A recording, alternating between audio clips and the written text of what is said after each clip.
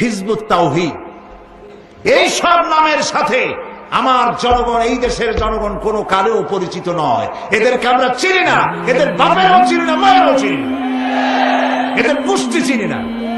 এরা ইসলামী আন্দোলন নয়, এরা এসেছে এই দেশে, এরা তৈরি হয়েছে ইসলামের পরিবেশকে, মুসলমানদের পরিবেশকে নষ্ট করে দেওয়ার জন্য। সুতরাং হিজবুত তাওহীদ এদের যেখানে বান ধরে পুলিশে সোপর্দ করে দিবেন। এরা ইসলামের কোন সহায়ক শক্তি নয়, এরা এই দেশের স্বাধীনতা, সার্বভৌমত্ব এবং ইসলামের দুশমন। আপনারা আপনাদের যুবক সন্তানদেরকে ঠেকাবেন, অতি উৎসাহী হয়ে যেন এই সমস্ত খারাপ সংগঠনের সাথে মিলে গিয়ে দেশের সর্বনাশ না করে, এই শান্তিপূর্ণ পরিবেশকে যাতে সর্বনাশ না করতে পারে, সকলের চোখ সেই জন্য উন্মুখ হয়ে থাকতে হবে।